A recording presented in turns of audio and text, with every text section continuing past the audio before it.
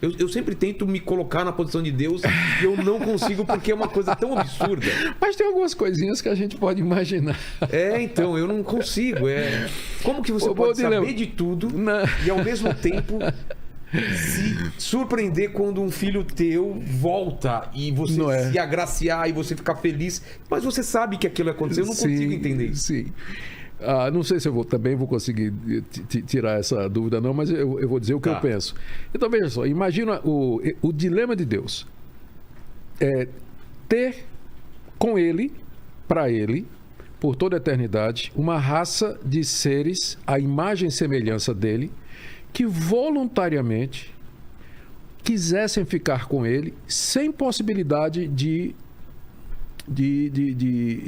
outra decisão. Eu coloco isso com meu filho. Eu não queria isso pro meu filho. Bom, agora imagina que ele fosse obrigado a me amar. Ele não teria outra opção. Que vantagem tem? Pois é, então, Deus poderia ter feito pessoas assim, obrigado essas pessoas a amá-lo. Um robô. Ou então, Deus poderia criar a história da redenção, uma história onde as criaturas, onde de uma maneira que nós não sabemos, Deus, é uma das coisas que eu não sei, de uma maneira que, porque a Bíblia não explica também, Deus conduziria todo o processo de forma que o final fosse esse, mas através das decisões, e aqui vem, livres, espontâneas, voluntárias de suas criaturas morais, que são os anjos e os homens. Através das decisões livres dos anjos, dos homens, Deus constrói a sua história de forma que o final dela vai ser esse aí. Aí vem a grande questão. Como é que Deus pode ser soberano e nós podemos ser livres?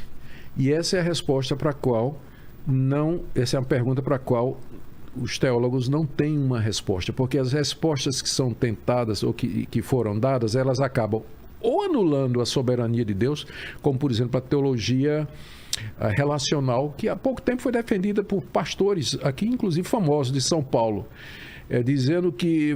lembra daquele tsunami que teve na costa da Ásia? Claro. Aí o pessoal veio em cima de... Por que Deus... permitiu? Deus não sabia que aquilo ia acontecer? Por que ele permitiu aquilo ali? Resposta desses pastores: Deus não sabia. Deus não conhece o futuro. Deus não é onisciente. Então, essa solução do dilema torna Deus menos daquilo que ele é. A outra é você enfatizar a soberania de Deus de tal forma que você torna o homem um autômato, sem decisões falsas, não são verdadeiras. E aí que tal? Você tem que manter as duas coisas juntas. Deus é absolutamente soberano e o homem é responsável. Como é que a Bíblia lida com isso? Ela apresenta as duas verdades como dois trilhos. Imagina, você está no trilho do trem, você está ali. Você olha lá no final... No horizonte. As linhas se encontram. Mas só no horizonte. Certo. Elas caminham paralelas, mas só vão se encontrar no horizonte. Soberania de Deus, responsabilidade humana. Lado a lado.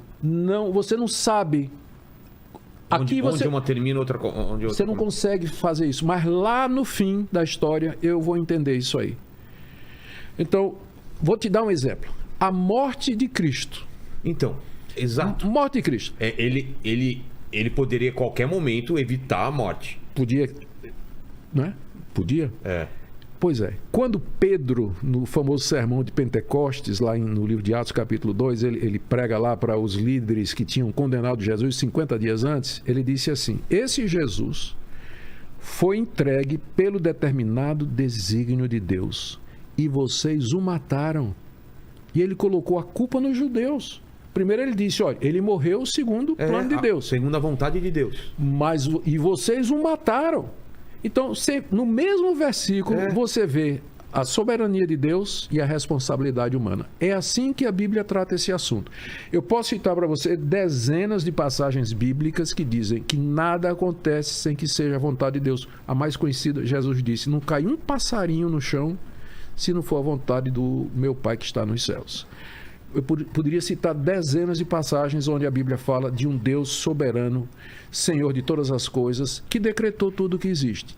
E ao mesmo tempo eu te dou uma dezena de passagens onde fala assim: arrependa-se, mude de vida. Escolha, coloque, por exemplo, a palavra de Josué ao povo de Israel, antes de entrar na terra prometida: coloco diante de vocês a vida e a morte, escolha entre servir a Deus outros deuses, eu e minha casa serviremos ao Senhor. Jesus mesmo disse para as multidões: vinde a mim todos vós que estáis cansados e oprimidos, eu vos aliviarei. No final do Evangelho de Marcos está escrito assim: pregai o Evangelho a toda criatura, quem crer e for batizado será salvo, quem não crer será condenado.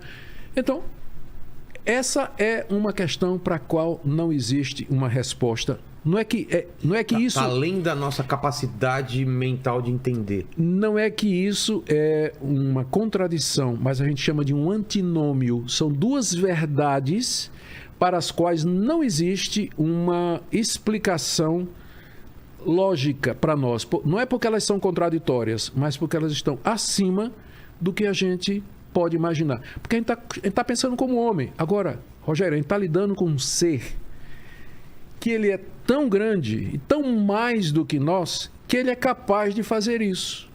Ele é capaz de criar uma história, saber o que vai acontecer. Ele sabe porque ele criou. Não é? Criar uma história e saber o que vai acontecer, e ao mesmo tempo colocar dentro dessa história pessoas como você e eu, que tomamos decisões livres. Quando você toma uma decisão, você toma livremente. Você escolhe fazer isso. A escolha de você estar aqui e de eu te convidar, sim, é são sua. Escolhas nossas. Nossa, eu e você. Mas faz parte do plano de Deus. Não tenha dúvida. E eu já então vendo... eu não tenho livre-arbítrio. Mas é que tá, tem. Tanto é que você vai ser responsável por um dia ter convidado. Exato.